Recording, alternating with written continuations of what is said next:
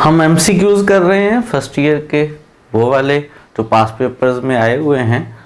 और last lecture में हमने चैप्टर नंबर 12 के फर्स्ट ईयर के एमसीक्यूज किए थे, सेकंड पार्ट था। आज चैप्टर नंबर 12 का थर्ड और लास्ट पार्ट है। पहले कुछ थ्योरी रिवाइज करेंगे और फिर उस थ्योरी से रिलेटेड एमसीक्यूज जो पास पेपर्स में आए हुए हैं उनको सॉल्व करेंगे। तो स्टार्ट करते हैं आज का लेक्चर। सबसे पहले आज के लेक्चर में हम बात करने लगे हैं कि सर्कल जो है वो क्या होता है। एक ऐसा सर्कल जो ट्राइंगल के तीनों वर्सेस में से पास करे, हम उसको सर्कल कहते हैं। Passing through 3 versus of the triangle. एक ऐसा सर्कल जो ट्राइंगल के तीनों वर्सेस में से पास करे, हम उसे सर्कल कहते हैं। मिसाल के तौर पे आपके पास ये एक ट्राइंगल है ABC और ये एक सर्कल है जो इसके तीनों कॉर्नर में से पास कर रहा है, तीनों वर्सेस में से पास कर रहा है। ये इसका सर्कल है। हर सर्कल का एक सेंटर होता है, सर्कल का भी एक सेंटर होगा, हम उसको सर्कम सेंटर कहेंगे। इस पिक्चर में ये वाला जो पॉइंट है, ये वाला पॉइंट सर्कम सेंटर है। सर्कम सेंटर क्या होता है? सर्कल का जो सेंटर होता है हम उसे सर्कम सेंटर कहते हैं। ये जो सर्कम सेंटर है ये हमें पता कैसे चलता है? कैसे पता चलता है कि जी ये वाला पॉइंट या ये वाला पॉइंट लेकर जब हम सर्कल ड्रा करेंगे तो वो सर्कल बन जाएगा। सर्कल का जो सेंटर है, सर्कम सेंटर, वो हुआ करता है ट्राइंगल की साइड्स के परपेंडिकुलर बाइसेक्टर्स का पॉइंट ऑफ इंटरसेक्शन।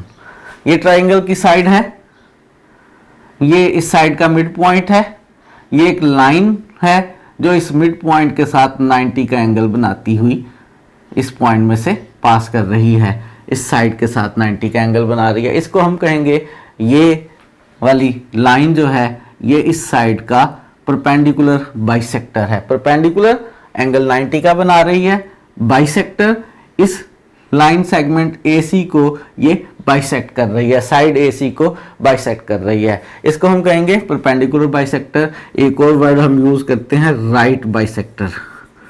ये जो हमारे पास राइट बाइसेक्टर हमने बनाया है साइड AC का, इसी तरह से AB का राइट बाइसेक्टर, इसी तरह से BC का राइट बाइसेक्टर, ये तीनों राइट बाइसेक्टर जो हैं ये एक पॉइंट पर मिलते हैं, कंकरेंट होते हैं। ट्राइंगल की साइड्स के तीनों राइट बाइसेक्टर्स कंकरेंट होते हैं, एक पॉइंट पर मिलते हैं। ये जिस पॉइंट पर आकर मिलते हैं वही पॉइंट बेसिकली सर्कल का सेंटर होता है। तो जो हमारे पास सर्कल का सेंटर है यानी सर्कम सेंटर है, वो इंटरसेक्शन है किसका?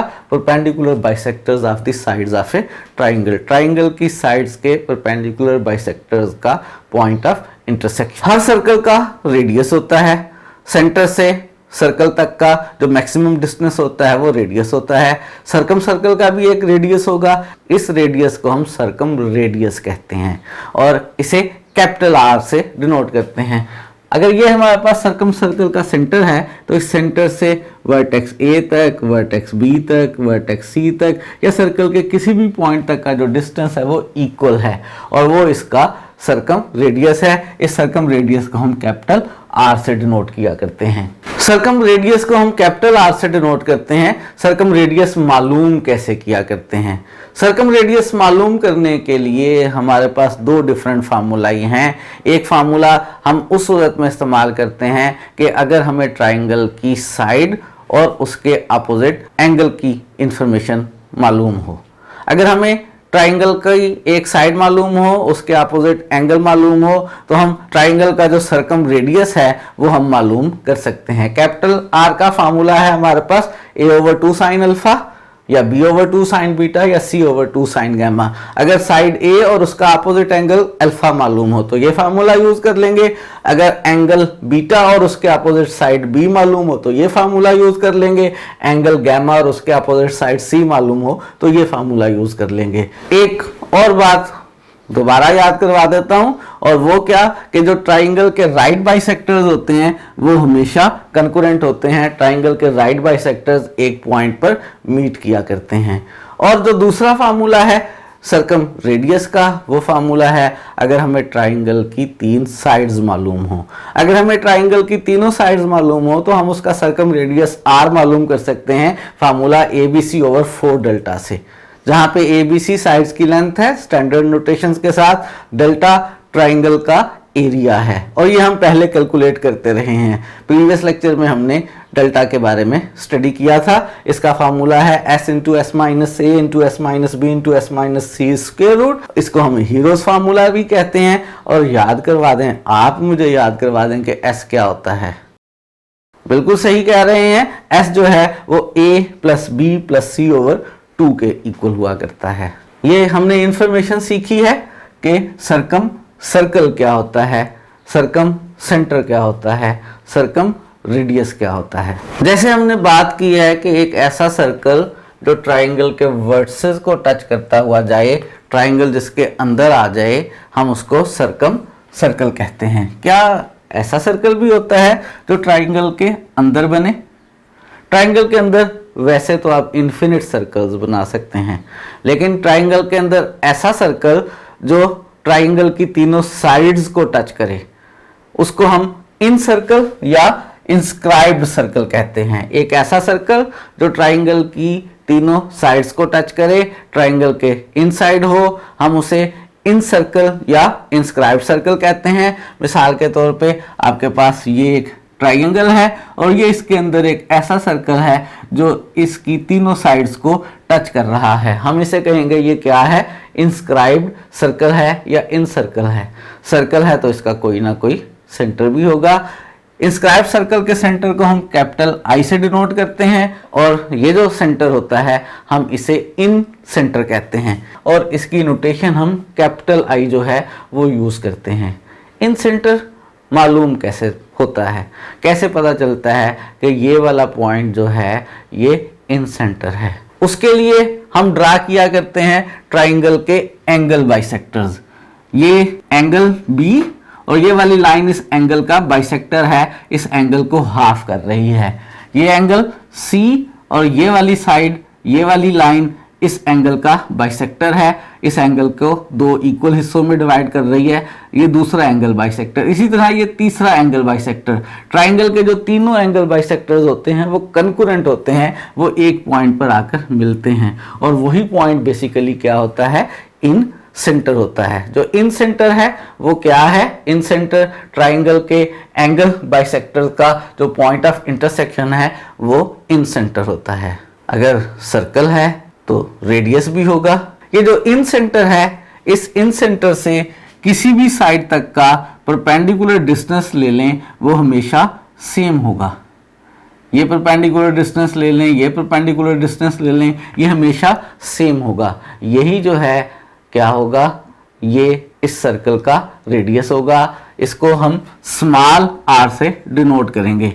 स्मॉल r से डिनोट किया जाता है किसको, इन सर्कल के रेडियस को, और हम इसे इन रेडियस कहते हैं। रेडियस ऑफ इन सर्कल को इन रेडियस कहते हैं और स्मॉल r से डिनोट करते हैं। और ये होता क्या है, सेंटर से किसी भी साइड तक का परपेंडिकुलर डिस्टेंस होता है। अगर आपको स्मॉल r यानी इन रेडियस कैलकुलेट करना हो तो इसके लिए हमारे पास फार्मूला क्या है, स्मॉल r का हमारे पास फार्मूला है डेल्टा ओवर s। यानी हम स्मॉल r मालूम कर सकते हैं अगर हमें ट्राइंगल की तीनों साइड्स मालूम हो। जिन साइड्स की मदद से आप डेल्टा कैलकुलेट करेंगे और s कैलकुलेट करेंगे और डेल्टा ओवर s जो है वो इन रेडियस आ जाएगा या इंस्क्राइब्ड रेडियस आ जाएगा। इस फार्मूले में s आपको याद है कि s किसके इक्वल है, a plus B plus C over 2 के, और डेल्टा भी आपको याद है कि डेल्टा जो है उसका फार्मूला ये है। तो ट्राइंगल की 3 साइड्स आपको मालूम हो तो आप मालूम कर सकते हैं क्या, उसका इन रेडियस जिसे आप स्मॉल r से डिनोट करते हैं। अगर आप किसी चैप्टर की थ्योरी रिवाइज करना चाह रहे हैं तो हमारे ये लेक्चर्स आपके लिए बहुत फ़ायदेमंद हैं। आप पूरा चैप्टर पढ़े बगैर सिर्फ इन लेक्चर्स को देख लें तो सारी थ्योरी भी रिवाइज हो जाती है और MCQs भी तैयार हो जाते हैं। ये MCQs आपके पास्ट पेपर्स में आए हुए हैं, लेकिन जो MCQs हम करवा रहे हैं उनको तैयार करने के बाद इन टॉपिक से रिलेटेड आप हर तरह का एमसीक्यू सॉल्व कर सकते हैं। वो चाहे एंटी टेस्ट में आए वो एमसीक्यू, चाहे आप अगर लेक्चरर की तैयारी कर रहे हैं और पीपीएससी का टेस्ट देना चाहते हैं, वहाँ पर भी अगर इन टॉपिक से रिलेटेड कोई एमसीक्यू आएगा तो ये थ्योरी जो हम पढ़ा रहे हैं इसको रिवाइज करने के बाद और इन एमसीक्यूज को करने के बाद आप हर तरह का एमसीक्यू सॉल्व कर सकते हैं। अगर इसके बाद भी कोई आप ऐसा एमसीक्यू फील करें जो आपसे सॉल्व ना हो रहा हो लेकिन इन्हीं टॉपिक से रिलेटेड हो तो आप हमसे रब्ता कर सकते हैं। तो हमारे चैनल का नंबर वीडियो की डिस्क्रिप्शन में मौजूद है, आप हमें व्हाट्सएप कर सकते हैं। और इस चैप्टर का लास्ट टॉपिक हम रिवाइज करने लगे हैं और वो टॉपिक है एस्क्राइब्ड सर्कल, जिसको हम एक्स सर्कल भी कहते हैं या ई सर्कल भी कहते हैं। किस तरह के सर्कल को हम एस्क्राइब्ड सर्कल या ई सर्कल कहते हैं? A circle which touches one side of the triangle, एक ऐसा सर्कल जो ट्राइंगल की एक साइड को टच करे, एक्सटर्नली अंदर की साइड पर ना हो, ट्राइंगल से बाहर हो, एक्सटर्नली टच करे। And other two produce sides, और बाकी दो साइड्स को आप बढ़ा दें और वो उनको टच करे, उसको हम एस्क्राइब्ड सर्कल कहते हैं। मिसाल के तौर पे आपके सामने ये एक एस्क्राइब्ड सर्कल है, आपके पास ट्राइंगल ए बी और सी है, ये एक सर्कल है जो इस साइड बी सी को एक्सटर्नली टच कर रहा है और दो साइड्स ए बी को प्रोड्यूस कर लिया है, बढ़ा दिया है, साइड ए सी को बढ़ा दिया है और ये सर्कल इन दो प्रोड्यूस साइड्स को, एक्सटेंडेड साइड्स को भी टच कर रहा है। एक ऐसा सर्कल जो ट्राइंगल से बाहर हो, ट्राइंगल की एक साइड को एक्सटर्नली टच करे और दो एक्सटेंडेड साइड्स को, दो प्रोड्यूस्ड साइड्स को भी टच करे, ऐसे सर्कल को हम एस्क्राइब्ड सर्कल या एक्स सर्कल या ई सर्कल कहते हैं। इसी तरह का सर्कल आप वर्टेक्स बी के अपोजिट भी बना सकते हैं, वर्टेक्स सी के अपोजिट भी बना सकते हैं। इसका मतलब है आपके पास 3 एस्क्राइब्ड सर्कल जो हैं वो होते हैं। जब हम सर्कल की बात करेंगे तो यकीनन सेंटर की भी बात करेंगे। एस्क्राइब्ड सर्कल का जो सेंटर होता है हम उसे ई सेंटर कहते हैं। एस्क्राइब्ड सर्कल के सेंटर को हम ई सेंटर कहते हैं। 3 ई सेंटर्स होंगे। इस वक्त आपके सामने ए के अपोजिट सर्कल की बात हो रही है, ये इस सर्कल का सेंटर है। हम इस सेंटर को I1 से डिनोट करेंगे। किससे डिनोट करेंगे? I1 से डिनोट करेंगे। ये जो हमारे पास सेंटर है एस्क्राइब्ड सर्कल का यानी ई सेंटर है, ये बनता कैसे है? इसके लिए ये जो वर्टेक्स ए है इसके अपोजिट है तो वर्टेक्स ए का एंगल बाइसेक्टर लेंगे, यानी ये लाइन है जो वर्टेक्स ए पे बनने वाले एंगल को बाइसेक्ट कर रही है और ये जो वर्टेक्स बी के ऊपर ट्राइंगल से बाहर एंगल बन रहा है एक्सटर्नल एंगल, इसका एंगल बाइसेक्टर लेंगे और वर्टेक्स सी पे एक्सटर्नल एंगल जो बन रहा है इसका एंगल बाइसेक्टर लेंगे। ये तीनों एंगल बाइसेक्टर जो हैं वो कंकरेंट हैं, वो एक पॉइंट पर मिल रहे हैं। वही पॉइंट जो है हमारे पास ई सेंटर है। जो ई सेंटर है वो क्या है? वो पॉइंट है जहां पर internal bisector of one and the external bisector of the other 2 angles meet. एक इंटरनल एंगल और 2 एक्सटर्नल एंगल्स के जो एंगल बाइसेक्टर है जिस पॉइंट पर मिलते हैं वही हमारे पास क्या होता है? ई सेंटर होता है। ये जो आपके सामने इस वक्त पिक्चर मौजूद है, इस पिक्चर में हमारे पास जो ई सेंटर है उसको हमने I1 से डिनोट करना है, ए के अपोजिट वाले को, और इसका रेडियस, इसके रेडियस को हम ई रेडियस कहेंगे। अगर वर्टेक्स ए की बात कर रहे हैं, वर्टेक्स ए के अपोजिट सर्कल हमने बनाया है ई सर्कल, तो इसके रेडियस को हम R1 से डिनोट करेंगे और वो रेडियस R1 क्या होगा? इस वर्टेक्स से इस साइड तक का डिस्टेंस या एक्सटेंडेड साइड तक का जो डिस्टेंस है वो डिस्टेंस हमारे पास R1 है। हम उसे क्या कहेंगे? हम उसे ई रेडियस कहेंगे। ये जो हमारे पास R1 है, अगर हमें इसे कैलकुलेट करना हो तो इस R1 का फार्मूला है डेल्टा ओवर S माइनस ए। इस फार्मूले में हमें S भी मालूम है, हमें मालूम है कि ये S किसके इक्वल होता है? a plus B plus C over 2 के, और हमें मालूम है कि इस फार्मूले में जो डेल्टा है उस डेल्टा का फार्मूला होता है स्क्वायर रूट। किसका स्क्वायर रूट भला? s इंटू एस माइनस ए, एस माइनस बी और s माइनस सी। ये अभी थोड़ी देर पहले भी हमने देखा है, आपको अच्छी तरह से याद हो गया होगा। तो जो हमारे पास एस्क्राइब्ड सर्कल है वो 3 हो सकते हैं, वर्टेक्स ए के अपोजिट, वर्टेक्स बी के अपोजिट, वर्टेक्स सी के अपोजिट। वर्टेक्स ए के अपोजिट आपके सामने मौजूद है। अगर हम बात करें वर्टेक्स बी के अपोजिट की, तो वर्टेक्स बी के अपोजिट जो है वो किस तरह का सर्कल होगा उसकी पिक्चर भी देख लेते हैं, वो आपके सामने है। वर्टेक्स बी के अपोजिट, वर्टेक्स बी के अपोजिट कैसे बनेगा? एंगल बी का एंगल बाइसेक्टर और एक्सटेंडेड एंगल सी और ए का एंगल बाइसेक्टर, वो जहां पर मिलेंगे वो हमारे पास सेंटर होगा ई सर्कल का। बी वर्टेक्स के अपोजिट वाले सेंटर को I2 से डिनोट करते हैं, इसके रेडियस को ई रेडियस को R2 से डिनोट करते हैं। इसके रेडियस R2 का फार्मूला हमारे पास क्या है? इसके रेडियस R2 का फार्मूला हमारे पास delta over S minus B है। डेल्टा क्या है, S क्या है, इससे आप अच्छी तरह से वाकिफ हैं। इसी तरह से वर्टेक्स सी के अपोजिट भी हमारे पास एक एस्क्राइब्ड सर्कल या ई सर्कल होगा। वर्टेक्स सी के अपोजिट जो हमारे पास सर्कल बनेगा उसके सेंटर को हम I3 से डिनोट करेंगे, उसके रेडियस को हम R3 से डिनोट करेंगे। आपके सामने तस्वीर में ये हमारे पास वो सर्कल है और इसके रेडियस को R3 से, और R3 का formula delta over S minus C होगा। डेल्टा क्या है उससे भी आप वाकिफ हैं, S क्या है उससे भी आप वाकिफ हैं, इन दोनों से आप अच्छी तरह से वाकिफ हैं। तो हमने 3 एस्क्राइब्ड सर्कल्स बनाए हैं, उनसे रिलेटेड 3 ई सेंटर्स हैं, उनसे रिलेटेड 3 ई रेडियाई हैं, R1, R2 और R3। R1 का formula delta over S minus A, बड़ी सिमेट्री है, म्यूजिकल बनाया गया है ताकि आप इसको आसानी से याद रख सकें। R2 का formula delta over S minus B और R3 का formula delta over S minus C है। ये हमने थ्योरी रिवाइज की है चैप्टर 12 के लास्ट सेक्शन की। इस थ्योरी से रिलेटेड अब MCQs सॉल्व करते हैं। तो आज के लेक्चर का फर्स्ट MCQ आपके सामने है। आप सोच रहे होंगे सर ने फर्स्ट MCQ कहा है लेकिन यहाँ लिखा हुआ MCQ नंबर 38 है। इसकी वजह यह है कि इससे पहले हम इस चैप्टर के 2 पार्ट्स कर चुके हैं जिनमें हम 37 MCQ सॉल्व कर चुके हैं। तो आज के लेक्चर का फर्स्ट MCQ लेकिन चैप्टर नंबर 12 के रेफरेंस से MCQ नंबर 38 क्या कह रहा है? Circle which passes through versus of A triangle is called. एक ऐसा सर्कल जो ट्राइंगल के वर्सेस में से पास करे उस सर्कल को हम क्या कहते हैं? क्या हम उसको सर्कम सर्कल कहते हैं? क्या हम उसको इन सर्कल कहते हैं? क्या हम ई सर्कल कहते हैं? क्या हम पॉइंट सर्कल कहते हैं? याद कर लेते हैं जरा डेफिनेशन ऐसे सर्कल की जो ट्राइंगल के वर्सेस में से पास करे। हमने कहा था एक ऐसा सर्कल जो ट्राइंगल के वर्सेस में से पास करे हम उसको सर्कम सर्कल कहते हैं। एक ऐसा सर्कल जो ट्राइंगल की साइड्स को टच करे और ट्राइंगल के अंदर हो हम उसे इन सर्कल कहते हैं।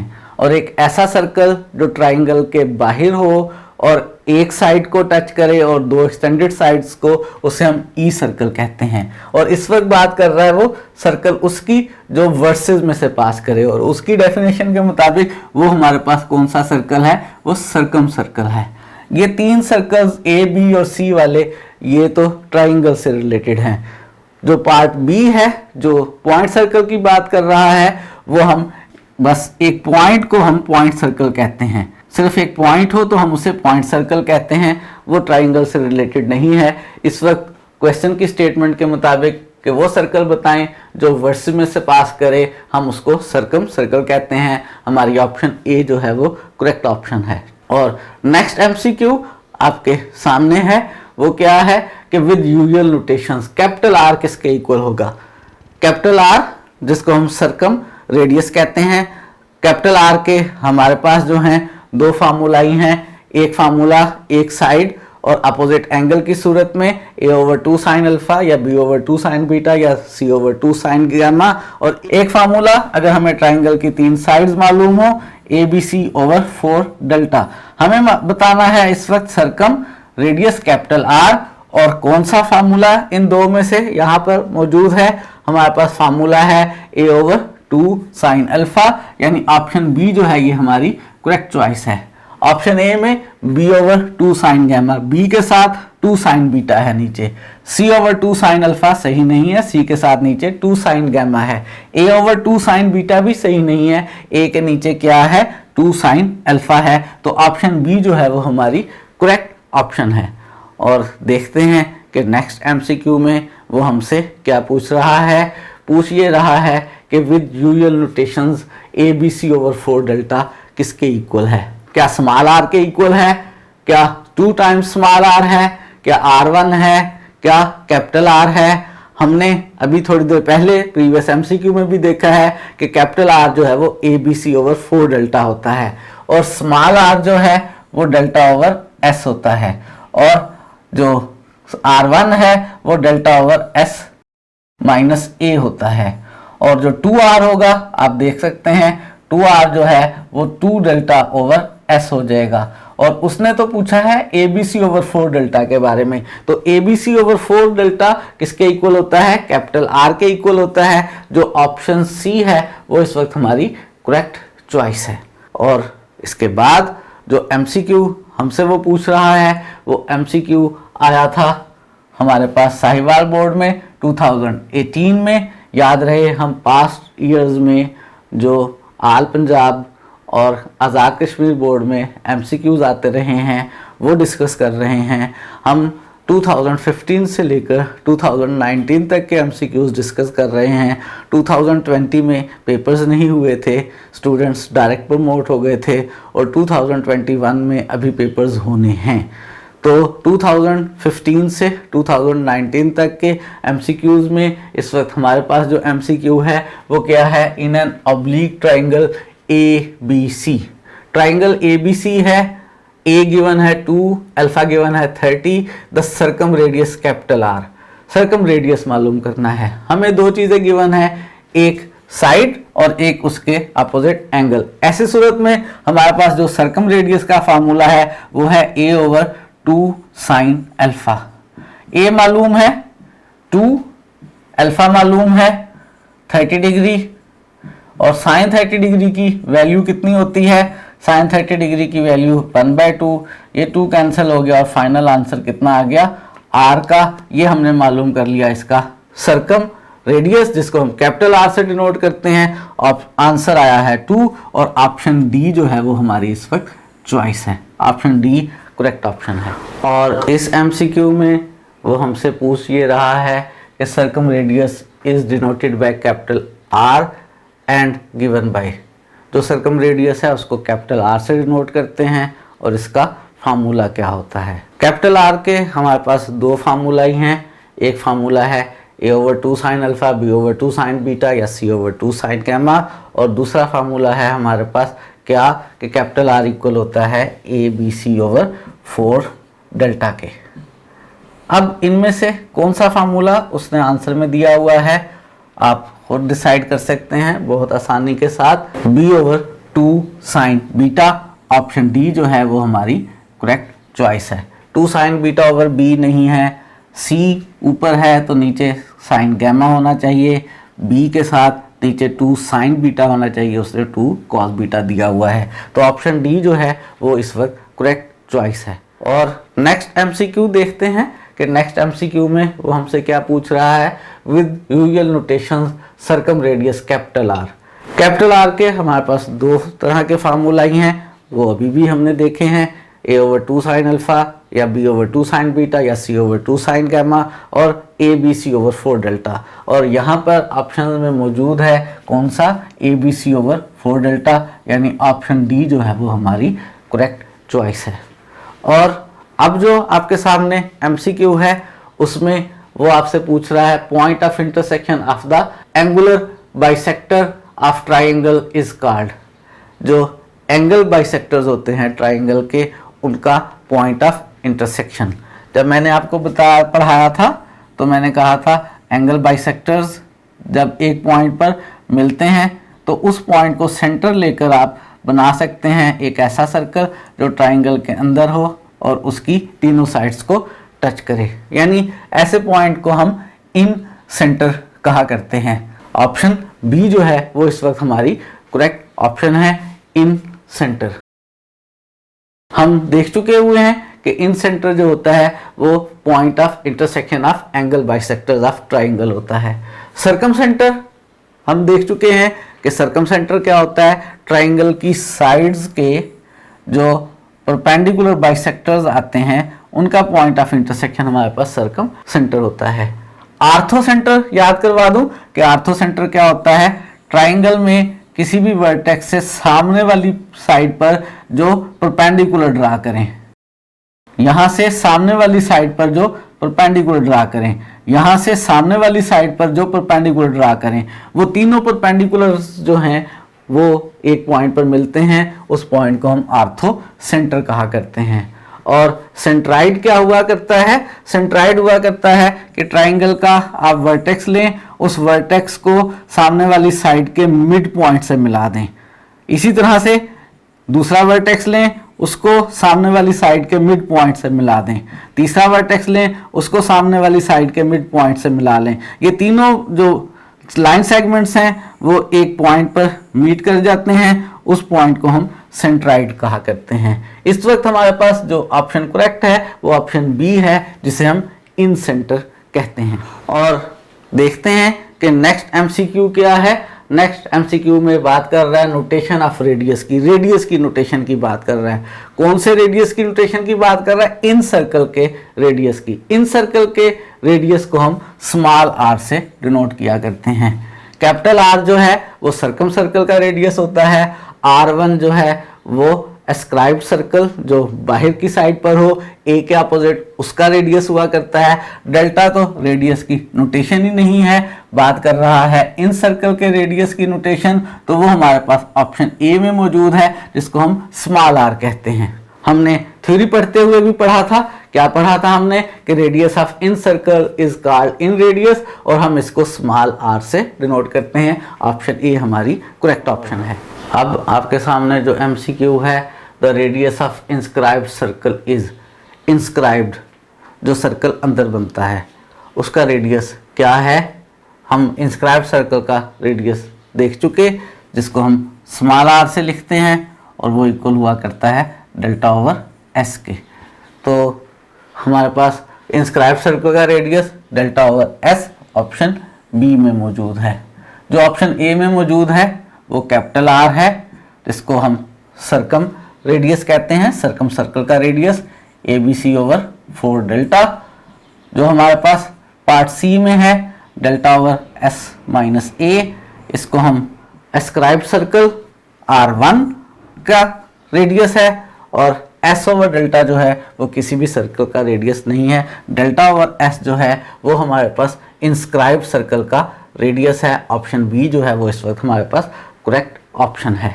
और देखते हैं कि नेक्स्ट एमसीक्यू में वो हमसे क्या कह रहा है। Radius of escribed circle, ascribed circle हमारे पास 3 होते हैं, उनके रेडियाई R1, R2 और R3 होते हैं। R1 delta over S minus A, R2 delta over S minus B, और R3 जो है वो delta over S minus C के इक्वल होता है। यहाँ पर R1 delta over S minus A लिखा हुआ है, R1 डेल्टा ओवर ए लिखा हुआ है, R1 एस ओवर डेल्टा लिखा हुआ है, और S minus A over delta लिखा हुआ है। R1 किसके इक्वल होता है, delta over S minus A के। ऑप्शन ए जो है वो इस वक्त करेक्ट ऑप्शन है। बी और सी में R1 के गलत फार्मूले लिखे हुए हैं, और सी में जो फार्मूला लिखा हुआ है वो किसी भी एस्क्राइब्ड सर्कल का नहीं है। तो हमारे पास इस वक्त करेक्ट ऑप्शन जो है वो ऑप्शन नंबर ए है। नेक्स्ट एमसीक्यू की बात देख लेते हैं कि इसके बाद वाले एमसीक्यू में जो इस वक्त एमसीक्यू नंबर 48 है, जो बहुत दफ़ा आया है, लाहौर बोर्ड में 15 और 18 में, सरगोदा बोर्ड में 16 में, और डेरा गाजी खां बोर्ड में 19 में आया है। बात क्या कर रहा है वो, for any triangle A B C with usual notation R1 is equal to, वही R1 की बात है जो थोड़ी देर पहले थी। और R1 किसके इक्वल होता है, R1 delta over S minus A के इक्वल होता है। ऑप्शन बी हमारी करेक्ट चॉइस है। Delta over S minus B जो है ये R2 होता है, delta over S minus C जो है ये R3 होता है, और S minus A over delta जो है ये किसी भी रेडियस को रिप्रेजेंट नहीं कर रहा, ये 1 ओवर आर को रिप्रेजेंट कर रहा है। इसका रेसिप्रोकल है, ये 1 ओवर R1 को रिप्रेजेंट कर रहा है। तो ऑप्शन बी जो है वो इस वक्त करेक्ट ऑप्शन है। और इस वाले एमसीक्यू में वो हमसे पूछ ये रहा है कि radius of escribed circle opposite to vertex A, जो वर्टेक्स ए के अपोजिट एस्क्राइब्ड सर्कल है उसका रेडियस। वर्टेक्स ए के अपोजिट एस्क्राइब सर्कल के रेडियस को हमने R1 कहा था। वर्टेक्स बी के अपोजिट एस्क्राइब सर्कल के रेडियस को R2 कहा था। वर्टेक्स सी के अपोजिट एस्क्राइब सर्कल के रेडियस को हमने R3 कहा था। तो यहाँ पर वर्टेक्स ए के अपोजिट एस्क्राइब सर्कल के रेडियस की बात कर रहा है, वो R1 है, और R1 का फार्मूला हमने देखा है किसके इक्वल है, delta over S minus A के। R2 का formula delta over S minus B, और R3 का formula delta over S minus C, और एक फार्मूला जो उसने ऑप्शन ए में दिया हुआ है वो किसी भी रेडियस का नहीं है। हाँ, अगर ऑप्शन ए में वो डेल्टा ओवर एस देता तो वो हमारे पास फार्मूला होता किसका, इन सर्कल के रेडियस का, स्मॉल आर का। और इस वक्त हमारे पास वर्टेक्स ए के अपोजिट एस्क्राइब सर्कल के रेडियस की बात कर रहा है, और वो R1 यानी delta over S minus A जो है वो हमारे पास इस वक्त करेक्ट ऑप्शन है। ऑप्शन सी इस वक्त करेक्ट ऑप्शन है। और इस MCQ में वो कह रहा है radius of E circle R2 is given by R2। अभी हमने प्रीवियस MCQ में देखा है R2 इक्वल होता है delta over S minus B के। ऑप्शन ए जो है वो हमारी करेक्ट ऑप्शन है। S minus B over delta जो है ये 1 ओवर R2 है, और delta over S plus B किसी भी रेडियस को रिप्रेजेंट नहीं कर रहा, delta over S plus C भी किसी भी रेडियस को रिप्रेजेंट नहीं कर रहा। इस वक्त करेक्ट ऑप्शन ऑप्शन ए है। और इस MCQ में वो हमसे पूछ ये रहा है क्या कि e radius corresponding to angle B is equal to, angle B के कॉरस्पॉन्डिंग ई रेडियस की बात कर रहा है वो। हमने जो फार्मूलाई देखे हैं, जो ई रेडियस R1 है वो एंगल ए के कॉरस्पॉन्डिंग है, जो ई रेडियस R2 है वो एंगल बी के अपोजिट है, उसके कॉरस्पॉन्डिंग है। जो ई रेडियस R3 है वो एंगल सी के कॉरस्पॉन्डिंग या एंगल सी के अपोजिट है। और बात कर रहा है एंगल बी के अपोजिट यानी R2 की, और R2 का formula delta over S minus B. Option C जो है वो करेक्ट ऑप्शन है। डेल्टा ओवर S जो है वो स्मॉल r है, डेल्टा ओवर S1 R1 है जो कि अपोजिट टू वर्टेक्स ए है, कॉरस्पॉन्डिंग टू वर्टेक्स ए है, और डेल्टा ओवर S माइनस सी R3 है जो कि कॉरस्पॉन्डिंग टू एंगल C है। तो इस वक्त हमारे पास जो करेक्ट चॉइस है वो ऑप्शन सी करेक्ट ऑप्शन है। और इस MCQ में वो विद यूजुअल नोटेशंस R3 के बारे में पूछ रहा है। हम देख चुके अभी प्रीवियस क्वेश्चन में भी कि R3 जो है वो इक्वल है delta over S minus C के। ऑप्शन डी जो है वो हमारी करेक्ट चॉइस है। Delta over S minus A जो है वो R1 होता है, delta over S minus B जो है वो R2 होता है, और डेल्टा ओवर S जो है वो R होता है। तो इस वक्त करेक्ट चॉइस ऑप्शन डी हमारी करेक्ट चॉइस है। और चैप्टर 12 का MCQ नंबर 53 है विद यूजुअल नोटेशंस। हमने स्मॉल r, कैपिटल R और R1 के दरमियान रिलेशन मालूम करनी है विद यूजुअल नोटेशंस। लेकिन एक और बात इस क्वेश्चन में उसे कहनी चाहिए थी, इक्विलेटरल ट्राइंगल। अगर हमारे पास ट्राइंगल इक्विलेटरल हो तो फिर इनके दरमियान रिलेशन होती है।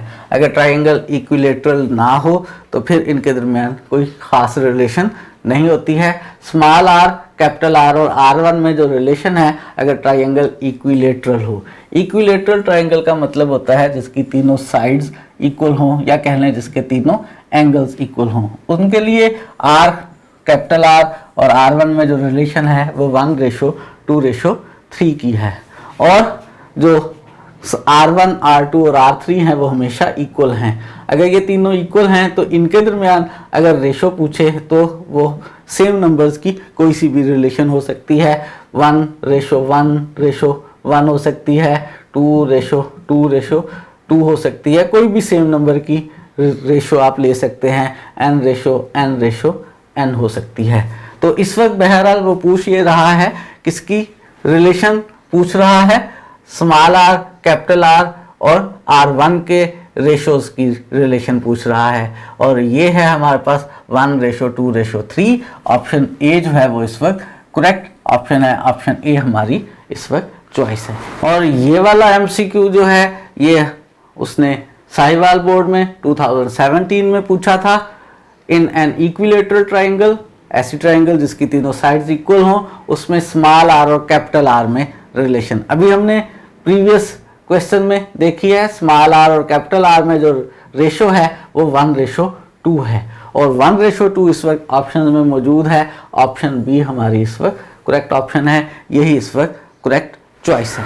और एमसीक्यू नंबर 55 में जो कि गुजरांवाला बोर्ड में 2017 में आया था, इक्विलेटरल ट्रायंगल के लिए R1 R2 R3 की रेशो की बात कर रहा है। हम देख चुके वही रिजल्ट कि इक्विलेटरल ट्रायंगल में क्या रेशोज होती हैं, small are capital R R1 की और R1 R2 और R3 इक्वल होते हैं। अगर ये इक्वल होते हैं तो इनकी रेशोज में हमेशा सेम नंबर आएगा और वो same number option number D में मौजूद है, 3:3:3।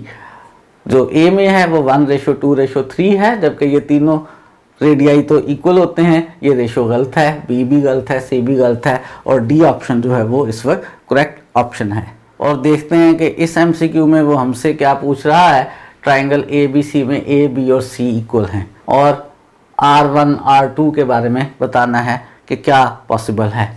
ए बी सी के इक्वल होने का मतलब है कि ट्राइंगल इक्विलेटरल ट्राइंगल है और इक्विलेटरल ट्राइंगल में जो डिफरेंट सर्कल के रेडियाई हैं उनमें क्या रेशो होती है वो हम सीख चुके हैं। यहाँ सिर्फ R1 और R2 की बात कर रहा है। हमें मालूम है इक्विलेटरल ट्राइंगल में R1 और R2 इक्वल होते हैं और R1 और R2 इक्वल होते हैं। ऑप्शन ए जो है वो करेक्ट ऑप्शन है। इक्विलेटरल ट्राइंगल में R1 R2 से बड़ा नहीं होता, R1 R2 से छोटा नहीं होता, R1 और R2 नहीं इक्वल, गलत बात है। R1 और R2 इक्विलेटरल ट्राइंगल में इक्वल हुआ करते हैं। ऑप्शन ए जो है वो इस वक्त करेक्ट ऑप्शन है, यही हमारी सिलेक्शन है। और इस एमसीक्यू में जो कि एमसीक्यू नंबर 57 है, साहिवाल बोर्ड में 2016 में आया था, लाहौर बोर्ड में 2018 में आया था। Radius of escribed circle opposite to the vertex C की बात कर रहा है। जो एस्क्राइब्ड सर्कल्स हैं हमारे पास 3 हैं, उनसे कॉरस्पॉन्डिंग हमारे पास 3 रेडियाई हैं। R1 जो है वो वर्टेक्स ए के अपोजिट है, R2 जो है वो वर्टेक्स बी के अपोजिट है, R3 जो है वो वर्टेक्स सी के अपोजिट है। और वो बात कर रहा है अपोजिट टू वर्टेक्स सी, यानी R3 की बात कर रहा है। और R3 इक्वल है delta over S minus C के और डेल्टा ओवर S माइनस सी हमारे पास ऑप्शन सी जो है वो इस वक्त करेक्ट चॉइस है। और एमसीक्यू नंबर 58 जो है उसमें वो हमसे कह ये रहा है कि in triangle ABC with usual notation delta over S minus C किसके इक्वल है। वही 3 हमारे पास एस्क्राइब रेडियाई हैं, R1 R2 और R3, और delta over S minus C किसके इक्वल है, R3 के। R3 जो है वो हमारी ऑप्शन डी करेक्ट चॉइस है।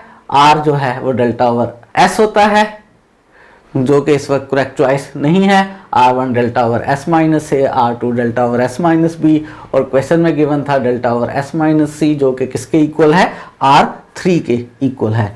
तो ऑप्शन डी जो है वो करेक्ट ऑप्शन है। और ये थे आज के सारे एमसीक्यूज और चैप्टर नंबर 12 के सारे एमसीक्यूज।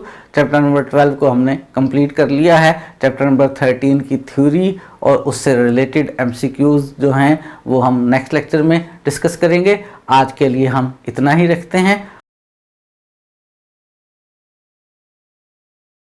मज़ीद चीज़ें पढ़ेंगे नेक्स्ट लेक्चर में।